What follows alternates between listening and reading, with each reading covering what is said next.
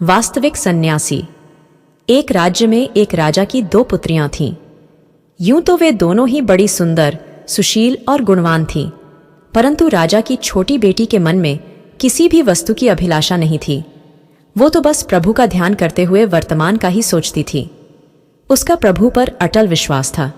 जब राजा की दोनों बेटियां विवाह के योग्य हो गईं, तो राजा ने अपनी दोनों बेटियों के लिए योग्य वर की खोज आरंभ कर दी। लेकिन छोटी बेटी के मन में वैराग्य की झलक देखकर राजा सोच में पड़ गए कि राजा वर की तलाश तो कर रहे थे, लेकिन छोटी बेटी की शादी के लिए योग्य वर नहीं मिल पा रहा था। राजा ने अपनी बड़ी बेटी की शादी एक राजा से कर दी।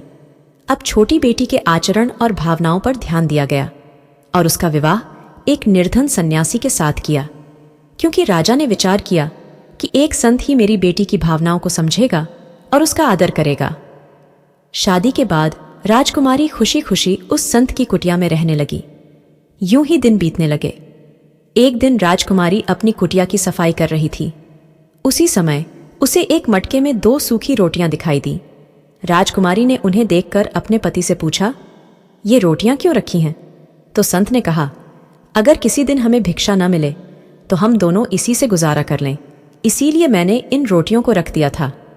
अपने पति की ये बात देखकर आश्चर्यचकित राजकुमारी ने हंसते हुए कहा, स्वामी, मेरे पिता ने मेरी शादी की क्योंकि उन्हें लगा कि तुम भी मेरी तरह वैरागी हो। ऐसा लगता है कि आप प्रभु की भक्ति करते हैं, आप प्रभु पर विश्वास नहीं करते, क्योंकि अगर आप आश्वस्त हैं तो कल की चिंता मत करो। जो व्यक्ति कल की चिंता करता है वो अपने प्रभु का हो ही नहीं सकता, न ही वो इस दुनिया से विमुख हो सकता है। सच्चा भक्त वही है जो कल की चिंता के बिना भगवान के हर निर्णय को बिना सोचे मान ले, जिसे कल या आने वाले कल की चिंता ना हो। वह जो भगवान पर पूरा भरोसा करता हो, वही भगवान का सच्चा भक्त है, वही उपासक है, और सच्चा सन्यासी भी वही है। आने वाले कल या समय की चिंता तो जानवर भी नहीं करते, तो फिर हम तो इंसान हैं।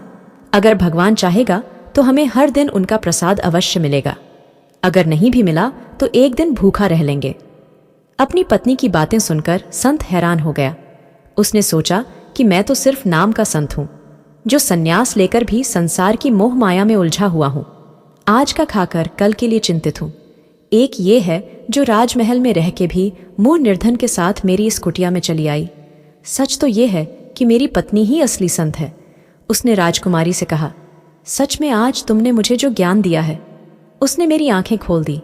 तुम राजमहल को छोड़कर मेरी इस कुटिया में चली आई और मैं फिर भी कल की चिंता कर रहा हूं। केवल पहनावे से कोई संत नहीं बनता। संत बनने के लिए अपने मन और मस्तिष्क को भी वश में करना पड़ता है। आज मुझे वैराग्य का अर्थ और महत्व समझ आ गया। कहानी को अंत तक सुनने के लिए धन्यवाद। कहानी अगर पसंद आई हो तो वीडियो को लाइक जरूर कीजिए